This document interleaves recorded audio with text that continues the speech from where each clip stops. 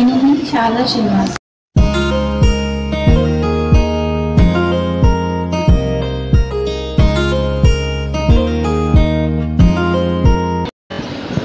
ఈరోజు వీడియో ఏంటంటే మనలో చాలా మందికి చాలా రకాల దోషాలు అనేవి ఉంటాయి కదండి. అంటే కుల దోషం అని, నాగదోషం అని, ఇంకా కొన్ని సంతాన దోషం అని, ఇంకా కొన్ని రకాల దోషాలు అనేవి ఉంటాయి కదా.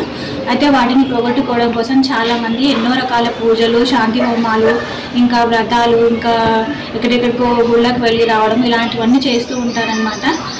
కానీ ఇప్పుడు నేను చెప్పే పరిహారం కనుక మీరు ఒకసారి చేసి చూడండి. మీకు ఏమైనా ప్రాబ్లమ్స్ అవి ఉన్నాయి అంటే ఇప్పుడు నేను చెప్పే పరిహారం కనుక మీరు ఒకసారి చేసి చూడండి.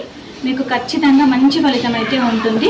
అది స్వయంగా మేము చేసిందే నేను మీకు వీడియోలో చెప్తున్నాను అనమాట.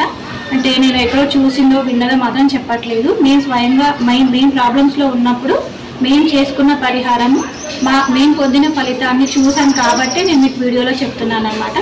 మీకు కూడా ఈ వీడియో నచ్చితే మీరు కూడా మీకు ఏమైనా ప్రాబ్లమ్స్ ఉంటే ఇలా చేసి చూడండి ఒకసారి. మీ ప్రాబ్లమ్స్ అన్నీ ఖచ్చితంగా క్లియర్ అవుతాయి. మీ దోషాలకు అనేది పరిహారం అనేది జరిగిపోతుంది అనమాట. ఇంకా ఇది ఎలా చేయాలి, ఎప్పుడు చేయాలి, ఏ రోజు చేయాలి అనేసి నేను మీకు వీడియోలో క్లియర్గా ఎక్స్ప్లెయిన్ చేస్తాను. ఇంకా వీటికి ఏం డబ్బు అది అవసరం లేదండి. ఒక 10 రూపీస్ 20 రూపీస్ ఉంటే చాలు. ఇంకా పెద్ద అమౌంట్ కూడా ఏం అవసరం లేదు. పెద్ద పెద్ద పూజలు ఏవో చేయిస్తూ ఉంటారు కదా, వాటికన్నా మీరు చిన్న పరిహారం, చాలా చిన్న పరిహారం అండి, చాలా సింపుల్గా ఎవరైనా చేసుకోవచ్చు. ఇది అంటే ఇంట్లో ఉన్న అందరు వెళ్ళి చేయాల్సిన అవసరం ఏం లేదు. భార్య భర్త ఇందులో ఎవరైనా ఒకరు వెళ్ళి చేసినా సరిపోతుంది. మీకు వీలుంది అంటే భార్య భర్తలు ఇద్దరు కూడా వెళ్ళి కూడా మీరు ఈ దోష పరిహారం అనేది చేసుకోవచ్చు. ఏం లేదండి, ఏదైనా గోశాలకు వెళ్ళి అక్కడ ఉన్న ఒక గోవు చుట్టూ ఒక 3 ప్రదక్షిణాలు అనేది చేయాలన్నమాట. అది ఎలా చేయాలి అని చెప్పేసి నేను మీకు వీడియోలో క్లియర్గా ఎక్స్ప్లెయిన్ చేస్తాను. ఇంకా మీకు ఈ వీడియో కనుక నచ్చితే, ఇంకా ఎవరైనా ఏదైనా ప్రాబ్లమ్స్లో ఉన్నారు అంటే డబ్బుల గురించి కానీ, ఏదైనా సంతానం గురించి కానీ, పెళ్లి గురించి కానీ, ఏం ప్రాబ్లమ్స్ ఉన్నా సరే ఒక్క పరిహారం చేయడం వల్ల అవన్నీ క్లియర్ అయిపోతాయి అన్నమాట. దోషాలకు అన్నిటికీ చాలా సింపుల్ పరిహారం అన్నమాట ఇది.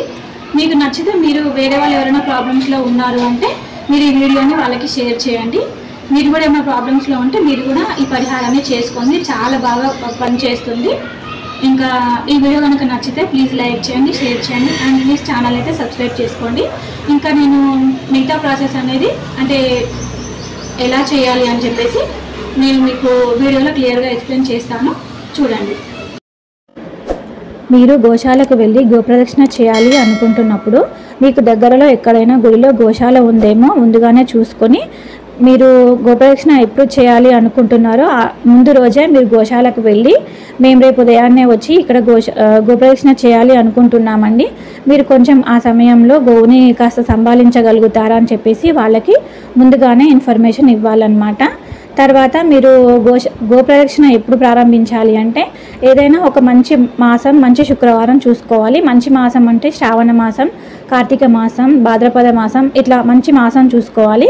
మంచి శుక్రవారం అంటే మంచి తిథి ఉన్న శుక్రవారం అండి. అంటే పంచమి, సప్తమి, దశమి, ఏకాదశి ఇందులో ఏ తిథి ఉన్నా పర్వాలేదు. మంచి తిథి ఉన్న శుక్రవారం చూసుకొని మీరు గోప్రదక్షిణ అనేది ప్రారంభించాల్సి ఉంటుంది.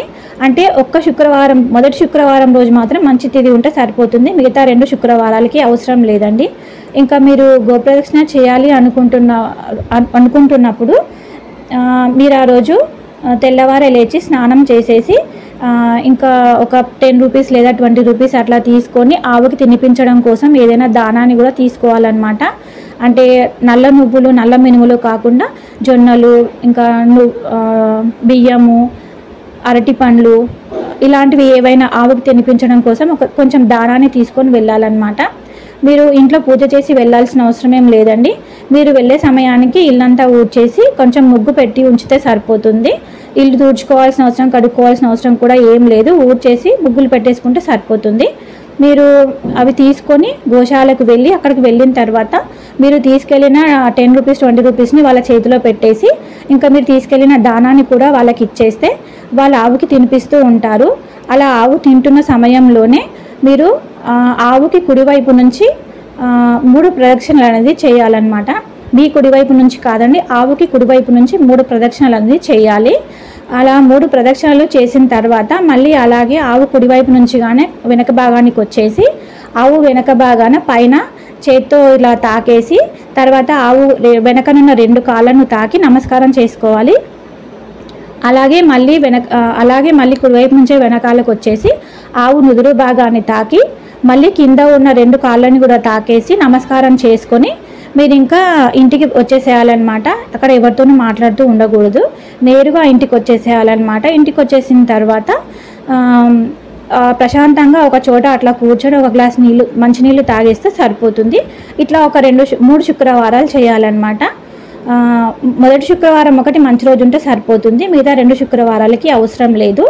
ఇంకా గోశాలలో ఉన్న గోవు చుట్టే మనం ఎందుకు ప్రదక్షిణ చేయాలి అంటే గోశాలలో ఉన్న గోవుకి సంబంధించినవన్నీ అక్కడ ఉన్న దేవుడికి మాత్రమే వినియోగిస్తారండి. అంటే ఆవు పాలు, పెరుగు, నెయ్యి, వెన్న, గోపంచకము ఇలాంటివన్నీ అక్కడున్న దేవుడికి మాత్రమే వినియోగిస్తారనమాట. దేవుని సేవకే అంకితమైన గోవు చుట్టూ మనం ప్రదక్షిణ చేయడం వల్ల మనకున్న దోషం అనేది తొందరగా పరిహారం అనేది జరిగిపోతుందన్నమాట. ఇంకా గోవు చుట్టూ 3 ప్రదక్షిణలు ఎందుకు చేయాలి అంటే గోవులోనే కదండి సకల దేవతలు ఉంటారు. అలా సకల దేవతలు ఉన్న గోవు చుట్టూ 3 ప్రదక్షిణలు చేయడం వల్ల ముల్లోకాల్లో ఉన్న దేవతలందరికీ మనం ప్రదక్షిణ చేసినట్లు అవుతుందన్నమాట. అందుకని చెప్పేసి గోశాలలో ఉన్న గోవు చుట్టూ మనం 3 ప్రదక్షిణలు చేయడం వల్ల మన దోషాలకు అనేది పరిహారం జరిగిపోతుంది. 100% ఫలితం అయితే ఖచ్చితంగా వస్తుందండి. మేము ఫలితం పొందాం కాబట్టి మీకు మళ్ళీ ఇంకోసారి చెప్తున్నాను. లక్షలు ఎన్నో డబ్బులు ఖర్చు పెట్టుకుంటూ ఉంటారు, ఎక్కడికో వెళ్ళి పూజలు చేస్తూ ఉంటారు. వాటన్నిటికంటే ఇది ఒక్కటి చేసి చూడండి, మంచి ఫలితాన్ని అనేది పొందుతారు. ఇంకా వెళ్ళేటప్పుడు మాత్రం గోవుకి దానాన్ని ఖచ్చితంగా తీసుకెళ్ళండి. ఇంకా మీ శక్తి కొలది డబ్బులని తీసుకెళ్ళండి.